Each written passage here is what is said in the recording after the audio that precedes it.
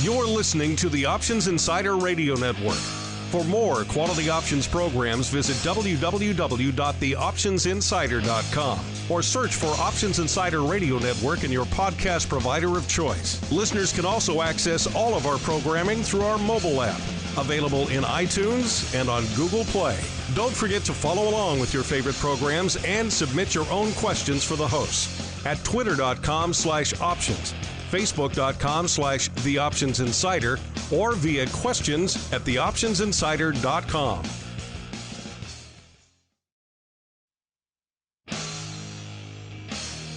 And now, it's time for the show that breaks down the options market. From unusual activity alerts to market analysis, strategy overviews, listener questions, and much more. If it involves puts and calls, then our all-star panel will break it down.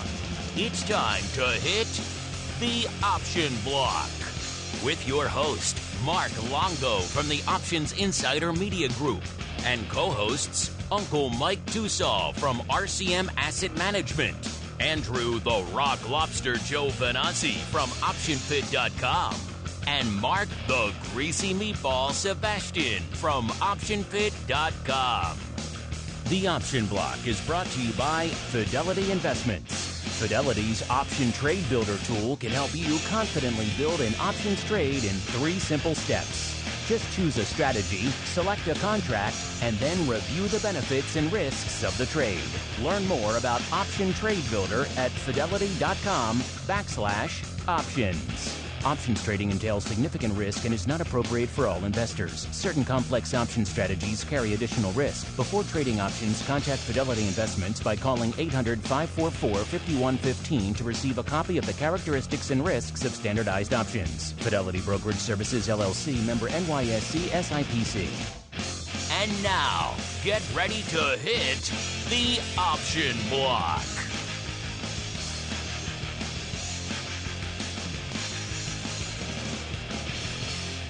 All right, everybody, that music means it is time once again for the Option Block, everyone's favorite. At least I hope it's your favorite. It's certainly my favorite bi-weekly source for all things options related. My name is Mark Longo from theoptionsinsider.com, as well as, of course, from the ever exciting, at least we hope so, Options Insider Radio Network. If I sound a little bit different, it's because I'm not beaming to you from Chicago. I'm actually beaming to you through Chicago, coming at you from the Futures Industry Association conference here in scenic and sunny Boca Raton, Florida. And I'm missing out on all sorts of fun activities just to talk to these crazy folks here who I can hear breathing in my ear already. So I can tell they're excited and ready to go. I'm guessing all that breathing, that means he must be joined by the Rock Lobster himself, Mr. Andrew Giovinazzi from OptionFit.com. Mr. G, welcome back to the show. How goes your breathing regimen? It's good to be breathing on you today and our listeners here on the Worldwide Option Insider Radio Network. Things are quite lovely in Maine, a little chilly but sunny. I can guarantee it's not 83 and sunny the way it is down here, sir. Probably not. I'm going to go out on a limb and say no, it would be the opposite of that temperature. 38. 38. Here we go. Okay. That's actually not bad for this time of year for you guys up there. It's not good for the ice rink, but it's not bad. And then a little bit closer to Chicago, we are joined by our old friend, Mr. Uncle Mike Tussaw from the appropriately named St. Charles Wealth Management. Uncle Mike, welcome back to the show, sir. Always happy to be here, and I want to wish everybody a happy Pie Day today. Yes, you're right. We should all go have a deep dish pie in honor of that, or perhaps a nice apple pie. Your choice. I'll leave it up to the listeners. Or do some math problems. Yeah, we shall have a contest later. Who can do pi to the most digits? But before we do that, let's also welcome on. My daughter's got you beat. She hit 100 this morning for her math class. Really? Yes. Wow. I cannot go to 100. Or, I'm sorry, 101 actually. She made it to the 100. Oh. There's a contest. She's in advanced math, so there was a contest in her class to see who could get the furthest. So she's coming in with 101, and we're going to see how she fares today. Wow. That's very impressive. I cannot do 101, so I'll let her have the crown for today. How's that? And also joining us, holding down the Fidelity hot seat on the show today, another newcomer to the program. He is Brian Isabel from the Trading Strategy Desk over there at Fidelity. Brian, welcome to the Option Block. Hey, thank you very much. It's my pleasure to be here. Thanks for having me. and I will confidently say that I can go out 2 decimal points on pi, maybe 3. There we go. So that's our You and me both. That's our range. We go 3 to 101. Somewhere in the middle is where most of us lie. Brian, as we are wont to do with all of our first timers here, as we just did with Trey earlier in the week, why don't you go ahead and give our audience a little bit of an overview of your background in the option space and what it is you do over there at Fidelity. Yeah, thank you. So my background, I started in the heady days, 1998, 99, 2000 in San Francisco on an over-the-counter market-making desk during the dot-com boom days, and subsequently have moved around, and now I am located in New Hampshire, and I've been working on Fidelity's trading strategy desk since its inception a little over 5 years ago.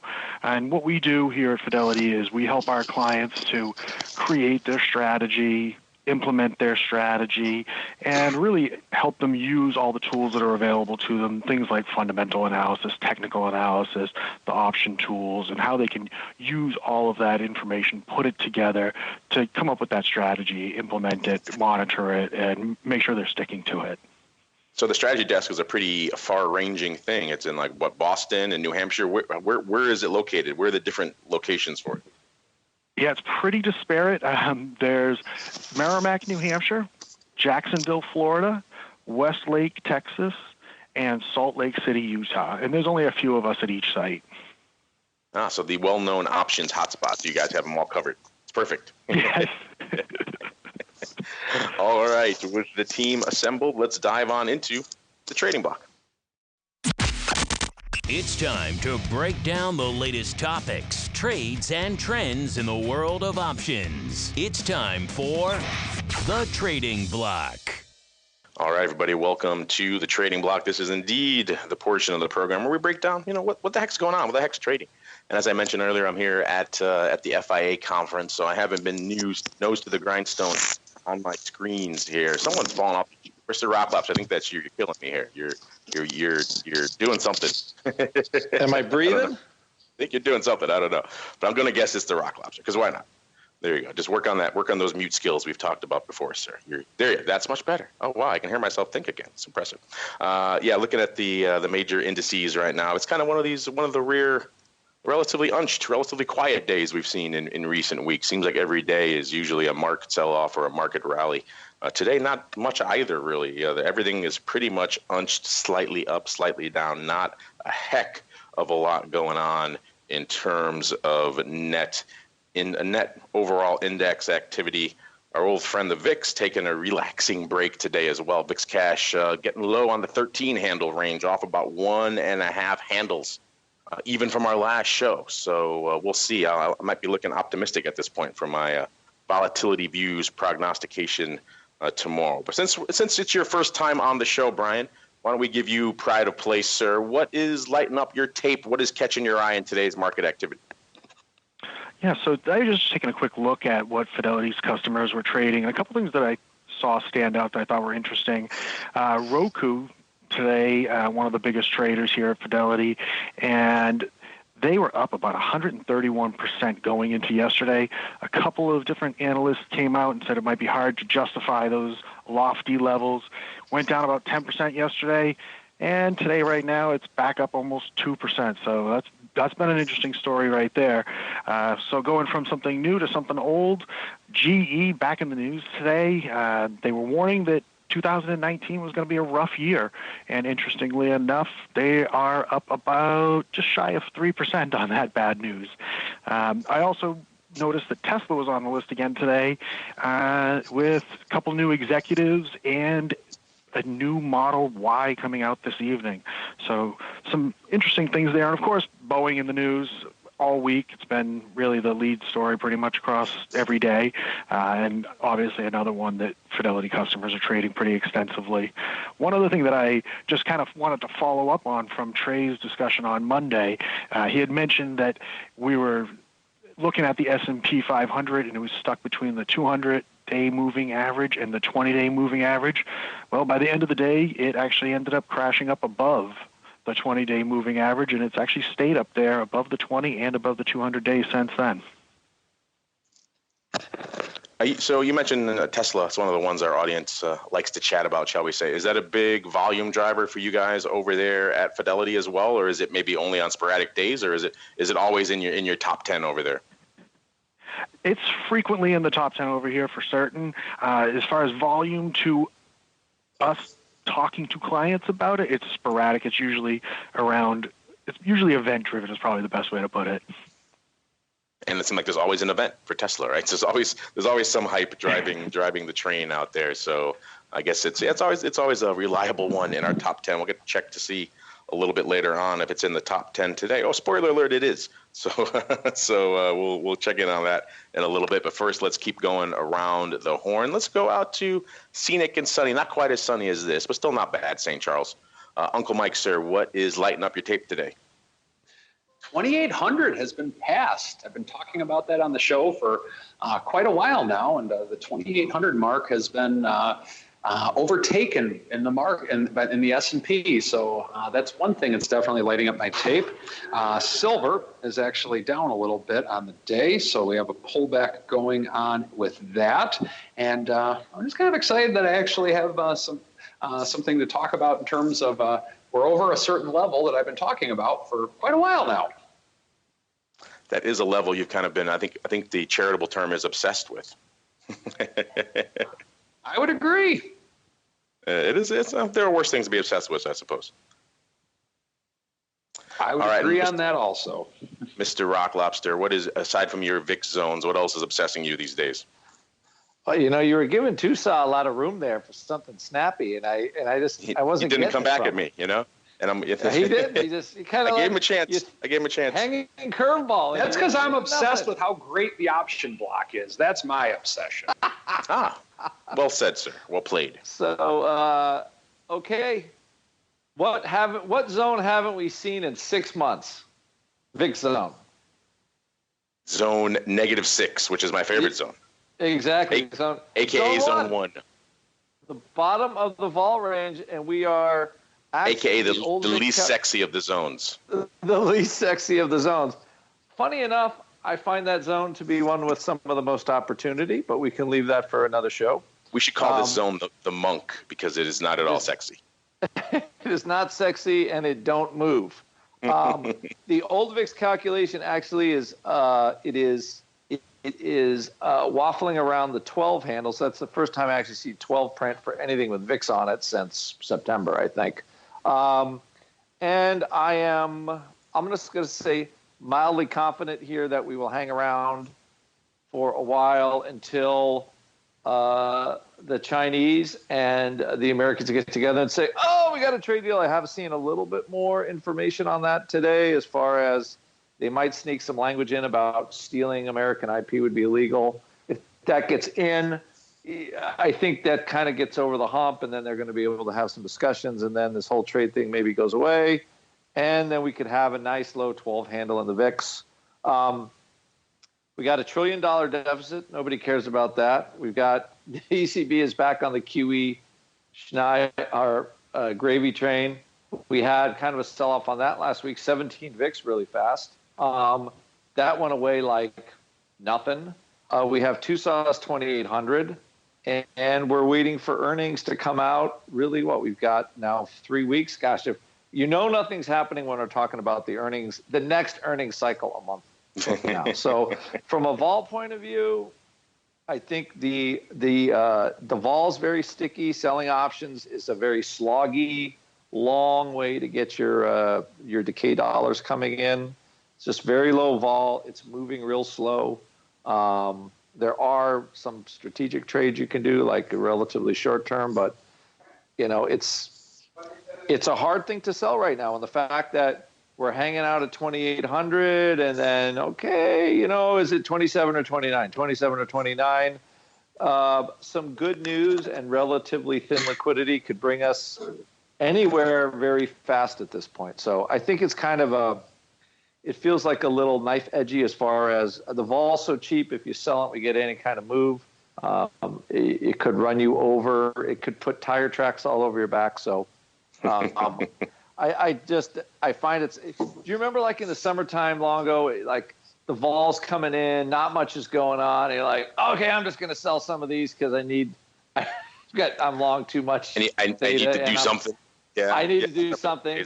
And as soon as you make that trade, that's when someone gets assassinated around the globe. Exactly, and you have great sadness. So it's feeling like, and who knows where we're going to go, but the vol just seems to be kind of winding down and ready to pop like that. Besides individual names, like I'm looking at Apple, it's up like $35 from the low, not like 3 weeks ago, 4 weeks ago, or something like that. It was kind of cheap. It's 150 seem like a distant memory now. That everyone was debating. Huh? Weren't we laughing? Sell the 150 half of our audience scared to sell them. They were terrified. They thought they wanted to roll them down in all those polls. So people were clearly not feeling those levels. And here we are, 30 odd handles higher now. I know. I thought I was a genius in December buying 177 stock, and I blinked and it's trading 150. So if I don't buy something down here, I'm going to be an idiot. So I did. But it averaged out.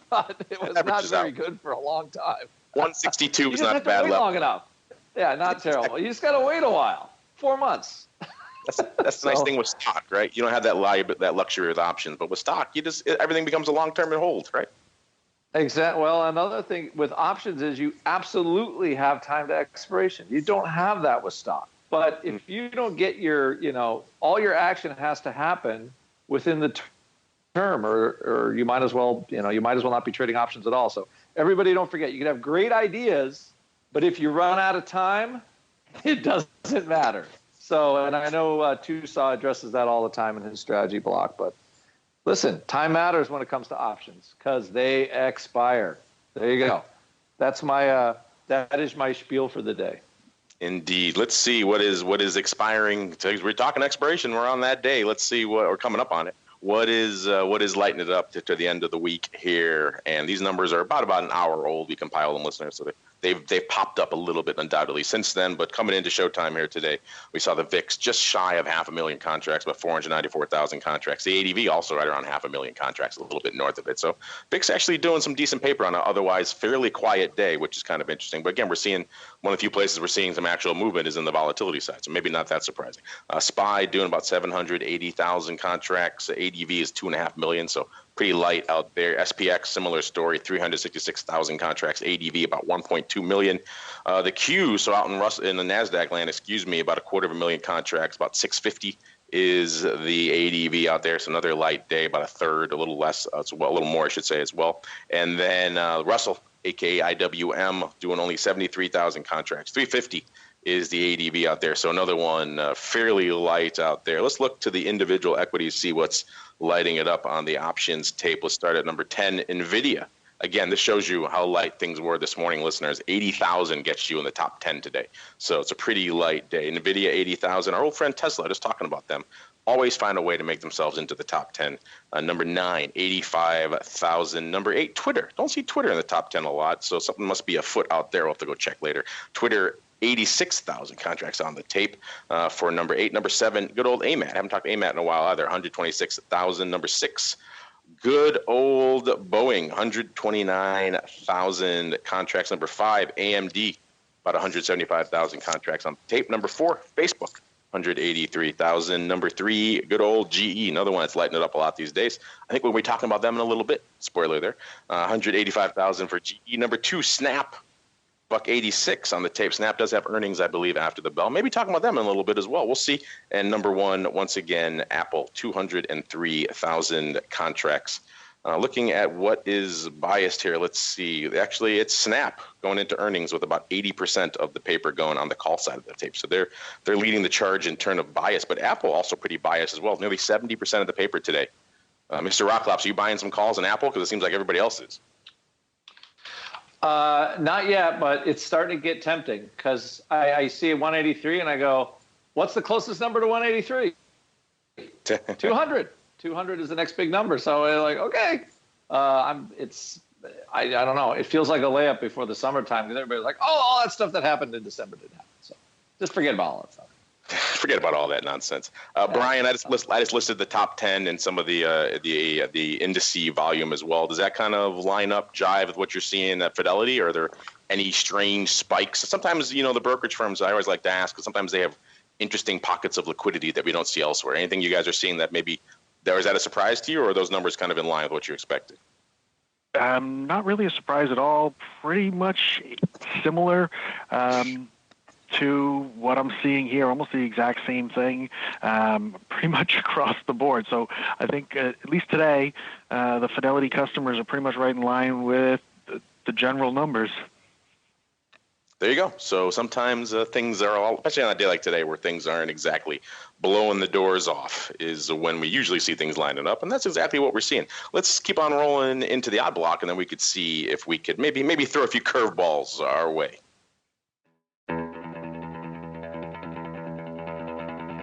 It's time to break down the most interesting, unusual, and downright questionable options activity that's been identified by theoptionsinsider.com.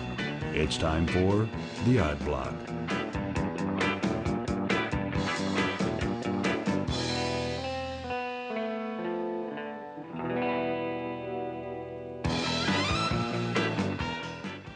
All right, everybody, welcome to the Odd Block. This is indeed the portion of the program where we tell you what the heck is lighting up the other side of our collective tapes here. Some of the weird, the wild, the interesting paper. You mentioned earlier, Snap has earnings going on today. So let's see what they were up to. Coming into showtime, they were trading right around $11, $11.05, actually up a handle. So about 10%. So not a bad day here for Snap. So people are liking this this earnings glow here, I guess, going into the announcement. I do believe they're after the bell. Let me check really quickly. I don't think they've been reported already here. Because they don't have them on my chart here. I'll have to go dig and see when they are reporting. But in general, it's got some earnings related paper here going up. Let's see what's on our radar here. Okay. This is actually interesting. If it's earnings related, it's pretty far out. They're going all the way out to October for the 11 calls, which, given today's move, are about pretty much at the money right now. Going up about 10,000 times total, 2 blocks, 65.82, and then 3,418 in 2 big blocks, totaling exactly 10,000. Amazing how that works. For on the bid both times, $1.85 and then $1.87. Both times they were pretty much right around 185 at $2 when these trades went up. So pretty much right around the bid. Again, total volume 10,000. Strike, nothing open there, about 200 contracts. So it's all new opening paper. Looks like we got a little bit of the old harvesting of the risk premium. Looking back over the past year for Snap to see what's up here and what they've been up to. Actually, there's room on this chart, at least, for that level to go against them. About a year ago, this thing was trading, let's see, what's the high? Nearly $18, $17.97. That was pretty much exactly a year ago. And then we've seen it kind of wither a little bit since then. It's still off the lows. The lows over the past year were actually shy of $5, $4.82. Looks like that came around the low for everything in the market, right around the Christmas Eve timeframe. And ever since then, it's been on rally homo, so it's pretty much effectively doubled since then. So a nice run here for Snap, at least in the near term, not so much in the long term. And it looks like maybe someone, Mr. Rock Lobster, is saying that perhaps this far and no farther. Perhaps a little bit of, if it does rally, I'll dump it right around $13, $12.85 or so. What do you think of this one, Mr. Rock Lobster? I'm thinking they're saying snap this, right? There is a lot of interesting paper, though. There is like some risk reversal action. I'm seeing like October, May. It's a lot of funky. There's actually so much paper going up that it might be blowing my small brain out right now. I'm seeing definitely the tone feels like paper sold and saying, yeah, we're not going to let it go, or we're not going to let the thing move a lot. Like the March 11 calls, I'm seeing that kind of stuff everywhere. So it kind of. I'm not sure if there's a lot of rolling like March, October. I'm just looking at the variety of paper. it does feel like that a little bit. Maybe like there's maybe some rolling action in it. Big holder. Maybe that guy that, what is he, Evan Spiegel, he just got married to, the supermodel. So maybe he's got to sell some calls and buy a ring. You got to get short a couple bucks. You got to harvest some premium to support a supermodel. That's true. It's true. So supermodel call. There we go. I got to sell 5,500 calls. So I'll buy a nice ring. I think we got a title for the show, Selling Supermodel Calls. What do you think? I like it. I think it has a certain je ne sais quoi to it. It does. It's a little, it has it certainly will be unique for SEO search. Yes, that's true. I wonder what kind of audience, what kind of outside the bubble audience will draw with that one. I guess it'll be interesting. We'll wait and see as we keep on rolling. A whole new audience. A whole new group of folks listening. They're like, wait a minute, what is this? This isn't about fashion. This isn't about selling. What is this? What is this craziness? Let's see how the craziness continues here with our next one. Actually, we're going to go back a little bit for this one. We're going to go back to January 31st of this year, where we reviewed on the show back then. It's funny how much GE has been lighting it up pretty much for the entirety of the year, Mr. Rock Lobster, because we were talking GE back on January 31st as well. In particular, back then, it was, I think this is one of your favorite trades, the old line in the sand puts. At least it looked that way. We saw 11,000 of the Feb 10.5 puts going up for about 50 cents, 48 cents. Again, 11,000 times. This one was also opening and was also right on the bid. These were actually fairly tight. That shows how much paper was going up in GE at the time. They were only about 3 cents wide, this market. But it does seem like they were probably selling these bad boys. That trade went up at the time. It was on the day of the earnings. Or actually, no, the earnings that come out before it. So this was a post-earnings trade. So they were kind of taking advantage of perhaps what they thought the earnings vol bubble was going to burst. And looking at this trade, let's see. So 10.5 puts. What was GE up to since this trade kind of vacillated and actually turned out to be perhaps a little bit of a dicey one? The stock actually closed shy of that level, closed right around $10.09 on expiration back in February. So there was a lot of range. We talked about some other trades on this recently. There was a lot of range for them to close these out and perhaps get a whole bunch of different levels over the course of that period. The stock was at about $10 even almost the day before expiration. So these things, they sold them for 50 cents, and they were pretty much right around that level quite a bit, right going into expiration. So this line in the sand, they never really they crossed it, but not enough to really come in and bite them in the face. I'm looking at the life-to-date flow history, again, courtesy of our friends over there, Mr. Schwartz and the Trade Alert crew. They put out a great, if you want to scan the history of open interest, they're the place to go. And I'm looking at it right now. And again, the big trade was when we profiled it back on the 31st. Then we saw 10,000 going up on the 8th of February, so about a week or so before expiration. And that actually looks like that actually added to the OI a bit, because the OI went up. It was at 15,000. And then it went up to about 20,000 after that trade. So, and we saw some more, about 7,000 trading on the 12th. This was a pretty active contract for the entirety of its flow. And on the end of after expiration, they all went out pretty much worthless. So over that time, they managed 3,000. They ended up closing these out. But I'm guessing they had to be pretty deft to get all of them out at a decent level. But I'm going to guess, Mr. Rock Lobster, because we saw a lot of little blocks going up into expiration. I'm going to guess that this guy ended up doing all right. Probably got a chunk of them, bunches of them off for 20-odd to 30-odd cents, maybe some in the 40 range, kind of scratch them because they went gapped around a little bit. But he did all right, but he didn't, by all means, he didn't take home 50 cents 11,000 times, which probably was his goal to begin with. What do you think? I think you're right. I think he was looking for the whole banana. He's looking for his 5% return or close to that. He didn't get it. If he would have taken delivery, he could have gotten it, which is probably, all the risk is the same for the most part. So I don't think this is a bad trade or bad trade setup or bad anything. And gee, I like this trade. Full disclosure, I am doing something similar with this trade, to be honest, just trying to massacre the 10 strike and see what happens. I think you could do a little more nuanced stuff with it, but to generate a few more bucks. But I like it. And you're deciding, is G going to go bankrupt or not? I'm going to figure, again, since I have the position, I'm assuming no. But you can do a little protection routine if you wanted to. But I think he was looking for it was a really good return, which was 5% for a month or something, not very long for the hold. So when but he just took the prudent path and clearly didn't want to take delivery. So there you go. Yeah, he was looking to try to pocket maybe a nice cool $500,000 for a month. Not bad.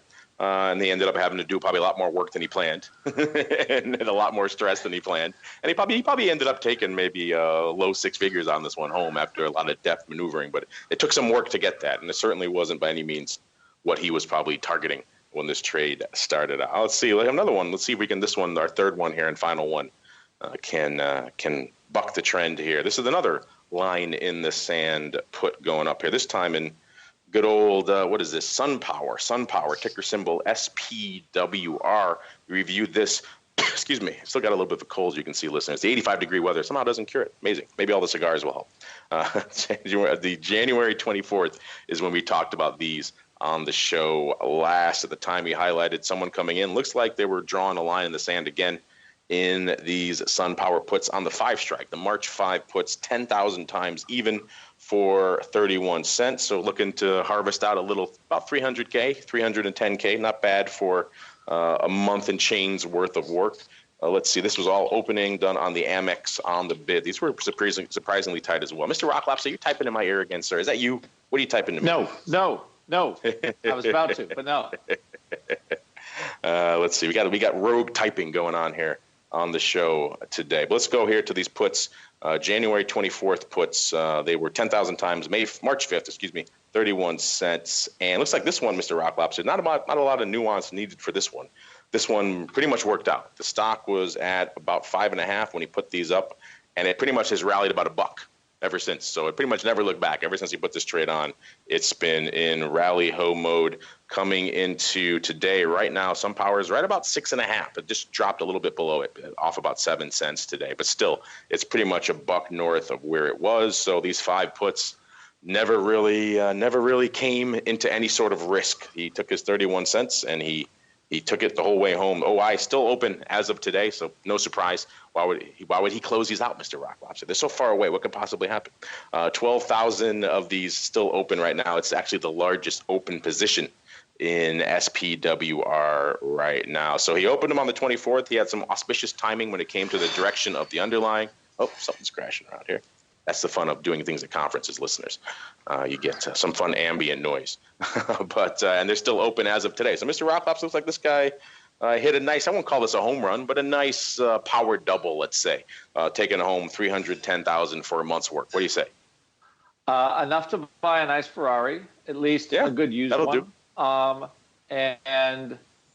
Again, another line in the sand trade, which I like. The line in the sand trades look good after the market dropped 10, 15, 20%. So I like these trades. I like selling puts when stocks have already gone down. I'm not much of a momentum put seller on the way up, but at least for individual equities, I think I like this as a strategy.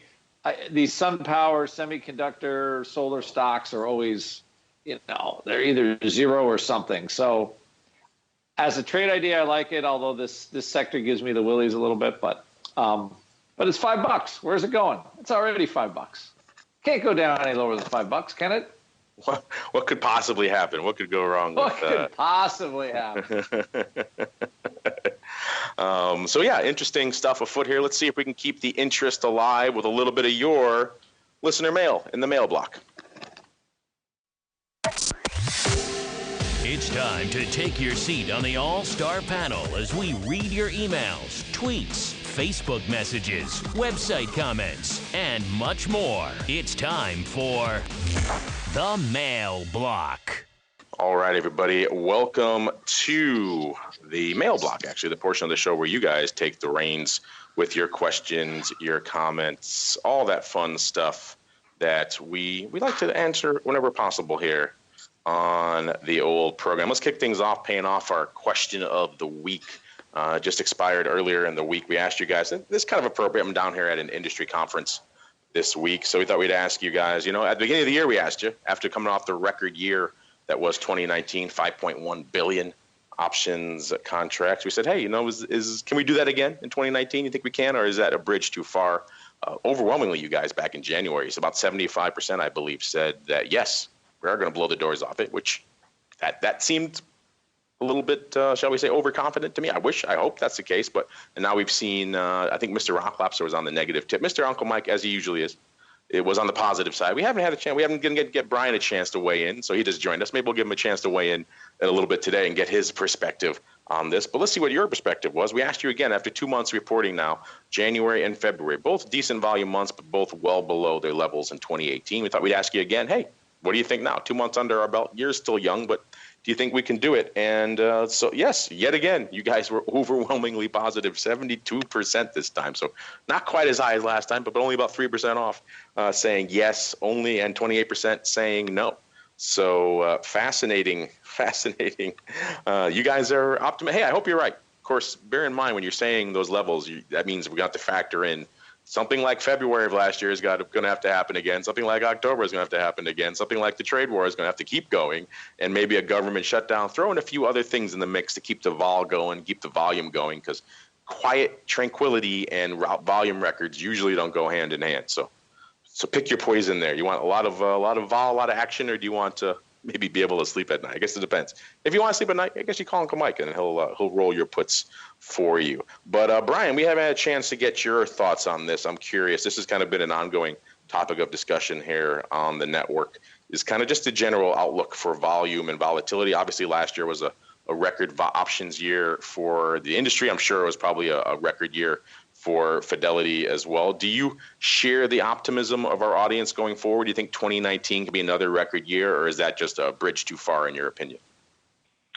Well, I would say my gut and the levels of indigestion therein hope that the audience is wrong, because that is, like you said, going to mean that there's going to be more volatility. And you really, at this point, you're probably going to need a pretty big volatility type of event for this number where we're at already to get us up over that record. So I think I'm a little bit of a skeptic that this is going to be another record-breaking year. Yeah, I have to say I do kind of join. I'm with you. I would like to see the record, but also I do kind of shudder at what it would take to make it happen at this point. I don't know if the people who are voting yes truly want what they say they want, but maybe they do. We shall see.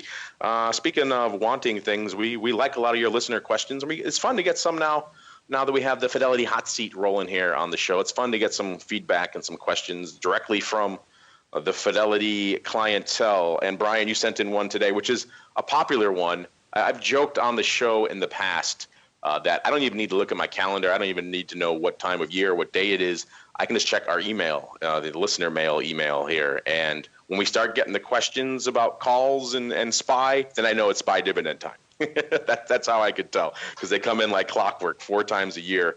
And your question is along a similar vein. You said Fidelity clients are asking, with SPY going ex-div tomorrow, do I have a greater risk of early assignment? It is fascinating.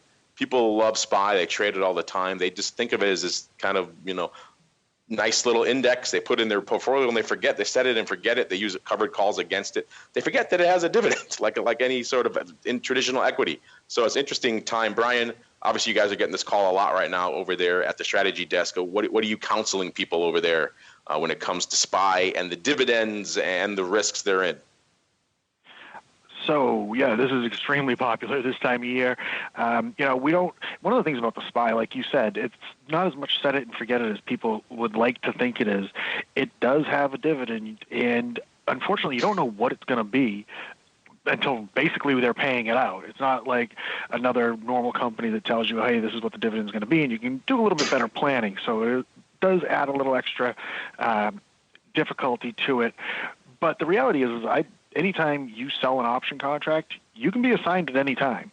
It may not make any financial sense for the person on the other side to exercise it, but theoretically they can. So you should always be prepared, knowing that that is a possibility. As remote and unlikely as it is, just be aware that it is a possibility. And then when you get closer to ex-dividend, if there is a dividend amount that is likely to be greater than what there is for time value left in that contract, then I would definitely go into it planning for an assignment.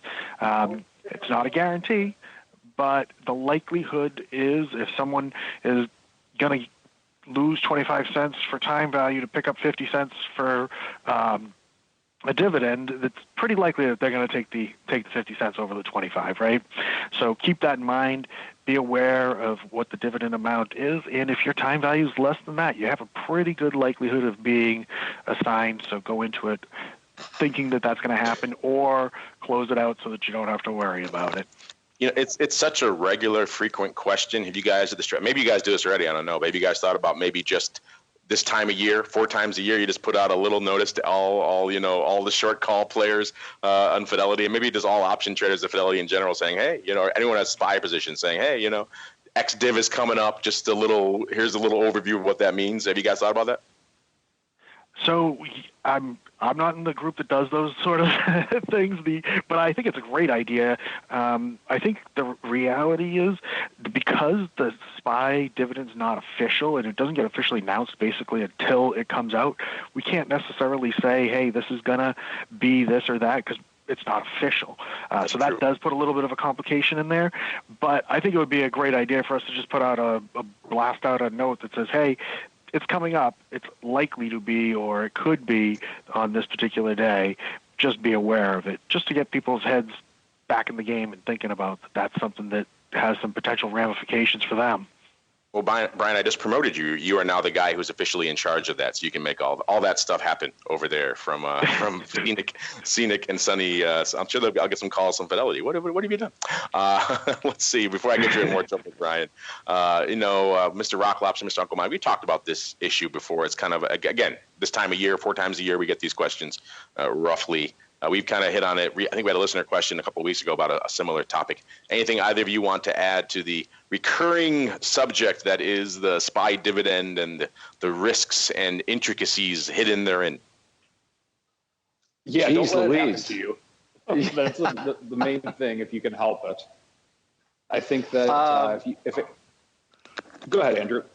Oh, no, don't let it happen, but also... don't forget how your position changes. If you have this butterfly that you put on and now it's really in the money, you're like, woohoo, I made all this money, right?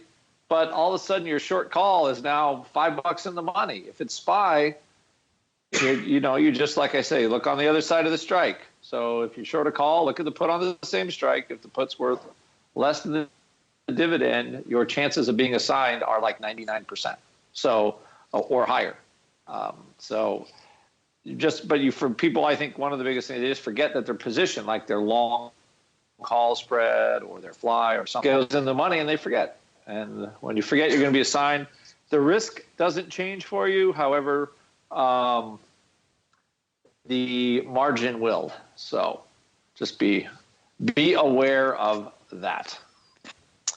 Yeah, it's funny. At the end of the day, it's pretty basic math people have to do. But you're right. They get active. They're doing other stuff. They just forget that SPY has a dividend, right? It's just a tranquil index. Why would I have to deal with this? And then all of a sudden it comes in. And once it happens to them once, they usually remember going forward. It's like, oh yeah, I got to take care of that. But yeah, it's maybe a good thing for the brokers to nudge them a little bit and say, hey, watch out for this. This is something that is lurking on the horizon. All right, let's see. We got all kinds of interesting questions going on here. Let's see. We got this one from Elvin Jackson. I like that name. He sent us a tweet. He shared us a tweet actually from a Gunjan out of the Wall Street Journal. And he asked us our thoughts on it. He says, do you have any thoughts on this from the option block all-stars? That would be us. Is this bad for the options market? And the tweet, and maybe we'll include it in the show notes so you can see it, listeners. It actually includes, I saw him down here, Russell Rhodes, our old buddy, soon-to-be Dr. Bix is down here. And she cites tab groups. This is Russell's data. He told me he provided it to her. He provided her some data on concentration in the options market. And she tweeted a graph that shows the concentration in the options market in the top 10, how much volume percent goes up in the top 10 names and in the top 50 names and things like that, and how it's changed from 2017 to 2018. And spoiler, it hasn't changed a lot. 2017 to 2018, it's still right over. It was about 44% of the volume goes up in the top 10 names, and last year, and about 44% this year, 44.1% this year.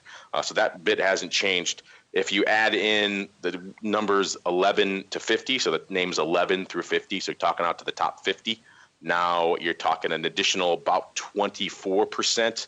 So now you're talking up to about 68% of the business. So a little over 2/3 of the business is in the top 50 names, which is something we've talked about before on the show. I'm actually surprised it's not a little more in those numbers. So if I had any surprise, this number doesn't surprise me. I think if anything, I was surprised that it wasn't a little bit higher. Then if you break it down a little bit more, the numbers 51 to 100, they do about 9% of the business. Numbers 101 to 500. So the bottom pretty much 400 names, excuse me, in the option market, they do a collective 16% of the volume. And numbers 501 and beyond, all the rest of the universe of optionable names, they do a total of about 7% of the volume. So again, top 10 names, about 44%. Names, if you add in all the way out to number 50, top 50, that's about 2/3 of the paper. And then factor in another 10% for 51 to 100. And then another 16% for 101 to 500, and a paltry 7% for everything else out there. Brian, does this kind of jive with what you guys see over there at Fidelity, A and B? Are you surprised? I was surprised that it was actually not. I thought it was a little bit more going up in the top 10. So are you surprised in either direction by these numbers?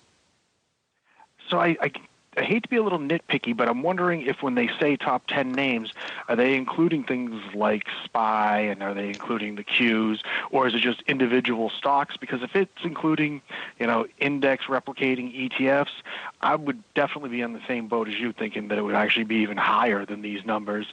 But if it's not including those and it's just including individual equity stock issues, then I think that it does surprise me a little bit.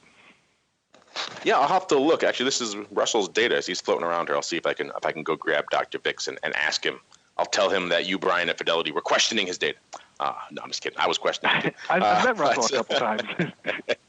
But yeah, it doesn't say. It just says volume concentration by symbol, and it's from OCC, so it does imply that this is everything, which you're right. If that is everything, that does seem a little low, which is interesting. Mr. Rock Lobster, Uncle Mike, has this come as a surprise to you guys either way? I cannot say that I'm shocked. Me neither. Easily, neither of you are you both easily not shocked, shall we say? Yeah. If I'm out of like my top 100 names that I'm pretty much watching all the times, it's only for a one-off. Oh, okay, so this stock's doing something weird and it might be interesting. But for the most part, you're saying what's liquid? It's options, So. Yeah, I think that that's why I stick to the bigger names, because you got to have liquidity. It's very difficult to trade, especially if you're trading larger size without liquidity. If it's a stock that doesn't have a lot of liquidity, then the option's not going to have a lot of liquidity. And then when you want to get into or get out of a trade, you're in for a world of pain, in my opinion. Yeah, I like the interesting takeaways from this. If you're looking at pretty much the entire rest of the optionable universe beyond number 500. So then remember, there are thousands of optionable names, listeners. All of that entire universe down to number 500 collectively does about 7% of the volume. So that shows you where the liquidity really lies in the world of options. Let's see, we got time for one more here. Let's do a fun. Let's do a fun kind of general question. This comes from, Stipe 3. He's asking, or perhaps she, is it safe to say that most professional option traders are short premium and long theta? So this is kind of the old question, are people leaning long premium or leaning short premium? Do they like to collect decay? I think there's a lot of different ways we could parse this one. Of course, the first question is, what do you really mean by a professional? Is that a market maker? Is that a fund guy? Is that an institutional guy? Is that super active semi-pro retail? There's a lot of different ways you could carve that. An advisor, asset manager, a lot of different ways you can carve up that side of the space. Brian, we'll give you pride of place again. This is your first show. So do you agree with Mr. or Mrs. Stipe 3 here? You think most pros trade to the dark side? I don't, to be honest with you. I think what you said really is probably the the right way to look at it. How are you going to parse this? Because I think if you're talking about market makers, I mean, they're generally trying to be delta neutral. They're not trying to have any directional exposure, and they're just trying to pick up the pennies on the spread, right? I know, the markets are a lot tighter, and that's a lot harder, but that's, in theory, what a market maker is trying to do is just pick up the difference between the bid and the ask and not necessarily put out too much risk. And think about the position that Stipe E3 is talking about is probably going to be long gamma, which if you're a market maker and you get too long gamma, you're probably going to get a visit from your risk department or at least a call from them. So I'm not sure, and I guess I'm probably have a little bit of a bias of looking at it from the market maker perspective, if that's what in fact he means by a professional option trader. Yeah, I mean, talking to market makers, it's kind of a different game entirely, right? Because they're looking at, pretty much net units, and they usually, sometimes, back in the old days, they'd like to be biased short premium. Then in the more recent days, a lot of them have, I think, learned to be a little bit more nuanced in what they put up. But again, at the end of the day, they don't control it. They get dictated by the customers most of the time. Mr. Rock Lobster, you deal with the high end of the retail echelon, and then some of the pros, the institutional guys as well. Where do you lean on this general categorization question? I would say, like a lot of high-end retail likes to sell premium, I don't think all professionals just sell it. I know the richest market-making firms in the world do both. So they didn't get rich that way being wrong every time they bought options. So I think you should be good at doing both and understand when it's better to do one or the other. Of course, we have a whole business based around trying to teach people that. But personally, I do both. I love selling puts. Love it. I think it's a great thing to do. I've been doing it for 30 years, so I got a little idea how to do it. At the same time, I love being long premium when the price is right, and I like doing both at the same time. I like my gamma for free. So if you are a little nuanced with that type of strategy, and what I would say, you're trying to, make that 2 or 3% a month or something like that, that would generate, any kind of a living out of it. Even in retirement, we have a lot of clients that are retired that they want to understand how to trade, or they do, to make the dollars they want every month. And it does come from long premium, and it comes from short premium. It comes from debit spreads that actually act like short premium. So there's ways to do that as well. So I think it is a question packed with stuff. I think most of the literature that's out there is on selling options, positive theta, and stuff like that, which I think is easier for people to understand. You just sell something that goes out worthless. Woohoo, you win. So it is I don't think it's totally simple question. But I think most professionals do have to buy some options at one time or another, because that's what you're in the business of doing too, especially if you're any kind of liquidity provider. Like Brian said, you're going to end up owning that stuff, because if the public likes to sell it, you're owning it. So exactly. Clarify. I think I misspoke and said you'd be long gamma. I meant short gamma. I apologize. I had a feeling you were leaning that way. I didn't want to throw you to the wolves on your first episode, sir. I think we all knew which way you were leaning. Long gamma has its own challenges too, especially if you're getting right towards expiration and things are going away really quickly, right? So there's challenges on both, but one has the potential to really wipe you out very quickly. Obviously, Mr. Uncle Mike, same question for you, sir. As Rock Lobster alluded to, it's a deceptively simple yet nuanced question. No, I would agree with that. I think that within this question, the thing that needs to be emphasized, like what Andrew did, is that he does both. And I know in the 15 years that I've been in this, I do both. I think there's a time that it's like Ecclesiastes, or that song Turn, Turn, Turn. There's a time to sell, a time to buy, and there's a time to do everything. And I think the mark of a true professional is understanding when that time is. Not that you're going to be right every time, but at least kind of be in the ballpark with what you're trying to do to match your objectives of what you're trying to do as a trader. So in terms of what the professionals do, most of them do both in some way, shape, or form. I know I do. And some people are more biased towards buying. Some people are more biased towards selling. It's one where there's no inherent advantage to either buying or selling. And that's why this business continues to do what it does for all the years with which it has. I think it just matters what you're better at or what you feel more comfortable with. And that's what's important. Oh, I see someone singing in the background. So your singing is infectious, Mr. Uncle Mike. And you're right. I apologize. Let me close the door. It is better to play both sides of the fence, unless, of course, with the obvious caveat, unless you are Don Schlesinger, then of course there is dark side or nothing. Options are to be sold or not to be sold, never to be bought. But that's a conversation for another day. As we keep on rolling into our final segment, it is time to go around the block.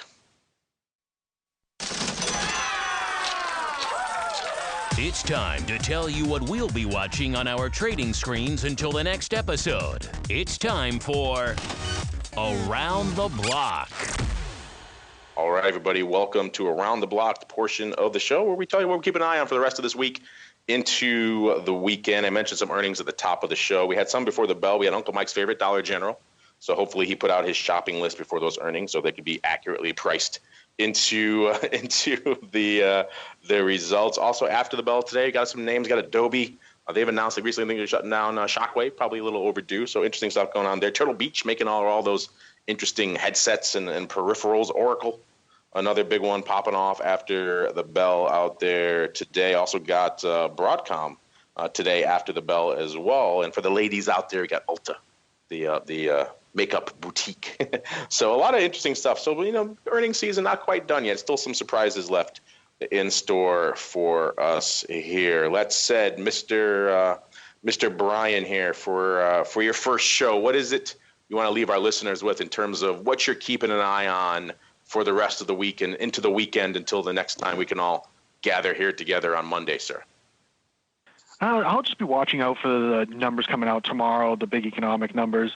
Industrial production's coming out, consumer sentiment, JOLTS number. It's Friday, so, any of those could be market movers, so I would definitely be on the watch for that. And, of course, can't not mention next week and Fed FOMC coming out, so I know that's next week, but just something I'll be thinking about over the weekend. Never goes away. The Fed. Say, what is this Fed you speak of? I've never heard of them. A lot of people are leaning. This has been a big topic of conversation down here at this conference. Obviously, a lot of people are leaning that the Fed's kind of done for a while. Are you leaning in that same camp, Brian, or you think maybe they're going to have a couple of surprises in store for us? I just checked the WIRP function on Bloomberg, which is basically gives you the thoughts of, or not the thoughts, what is the probability, the likelihood of any moves? And I was surprised to see that it was pretty much 0% of a hike for the rest of the year. And the only side that had any potential probabilities was a actual cut going forth through the rest of the year. So, if you looked at that last year, you would have looked at pretty much the exact opposite of that. So I think that, the data being the data, I'm not smarter than the market. So if the market's pricing in a zero hike at this point, I would probably lean toward that. I sat in on a briefing down here this week where someone was talking about how they thought we were headed for another, that we pretty much just came out of a decades-long cycle of pretty much effectively zero rates. And they think we're heading for another one, a decade, given what we've seen internationally with Europe talking about stimulus and things like that. They were talking about another decade of low rates, which that seemed a little perhaps excessive to me, but still, it's on the table, which is not something we were even discussing, 6, 8, 10 months ago, which is just shows how much things have changed and how we don't live in how much the chatter's picked up on that side just as of recent. Like you said, 6 months ago, nobody was talking about that, but now starting to hear pockets of it here and there. Yeah, that'll be, I'm sure you guys as the brokers don't like hearing that, another decade of no margin, but I guess we'll cross that bridge when we come to it. Mr. Uncle Mike, same question for you, sir. What are you keeping an eye on for the rest of the week into the weekend? Want to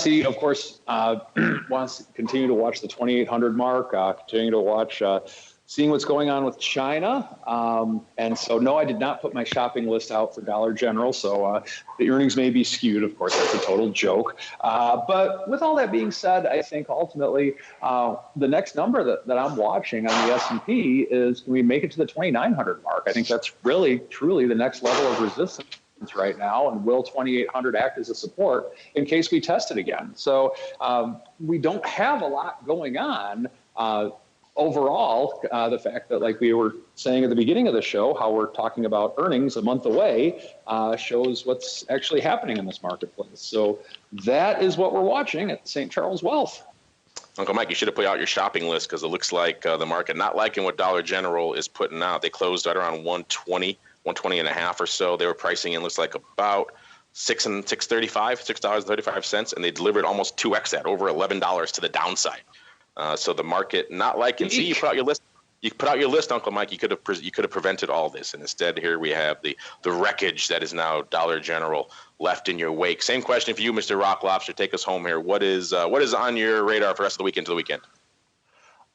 Seeing if VIX can tick 12, tick and close 12, and then I will truly believe this trade war thing is going to come to a.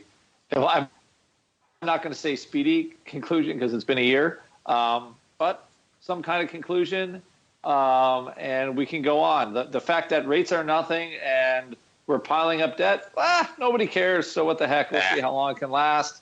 It's worked for every other republic in the past, Weimar Republic, and that was Zimbabwe. It's all worked great. Just keep printing money, and eventually it works. But hey, let's keep it going. Let's keep it going.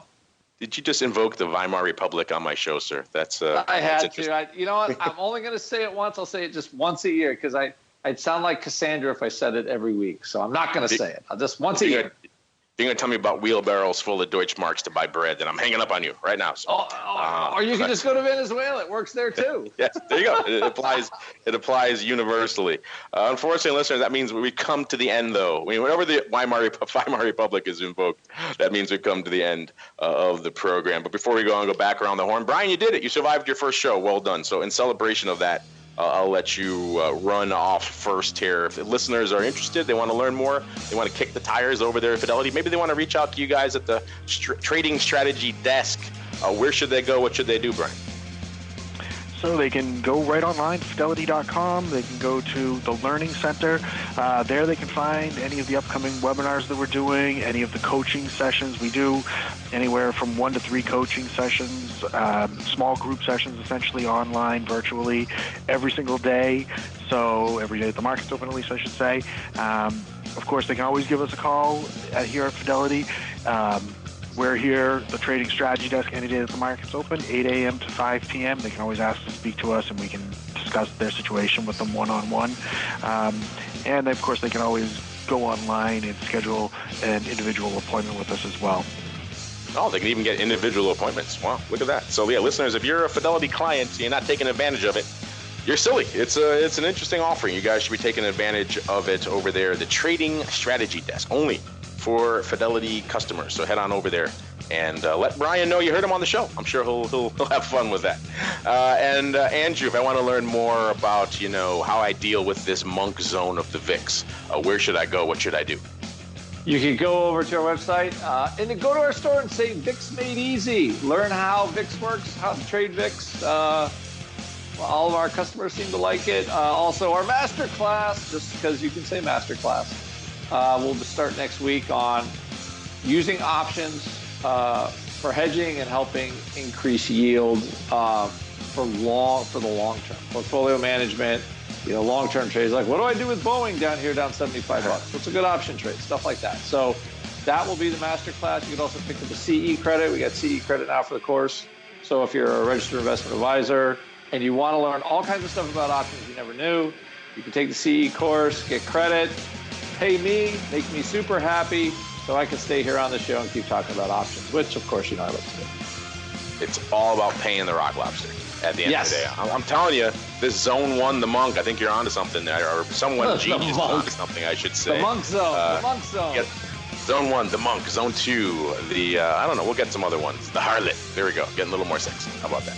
that might be you threw me for a loop with all this Weimar Republic stuff. So before I go down that road, Uncle Mike, save me, sir. If I want to get someone up there to babysit my puts so I don't have to, where should I go? What should I do? By all means, go to stcharleswealth.com to learn a little bit more about myself and what I do as a financial advisor who's not afraid of the word option trading.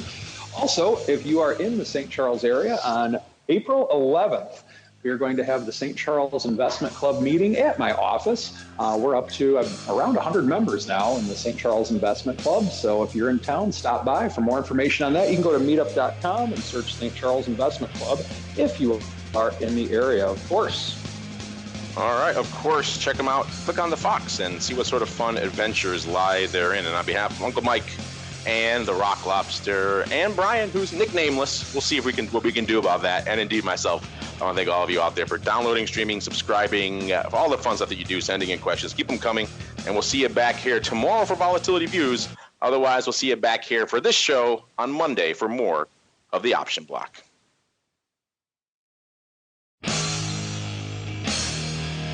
The preceding program was a production of the Options Insider Radio Network. For more quality options programs, visit www.theoptionsinsider.com or search for Options Insider Radio Network in your podcast provider of choice. Listeners can also access all of our programming through our mobile app, available in iTunes and on Google Play. Don't forget to follow along with your favorite programs and submit your own questions for the hosts at twitter.com/options, facebook.com/theoptionsinsider, or via questions at theoptionsinsider.com.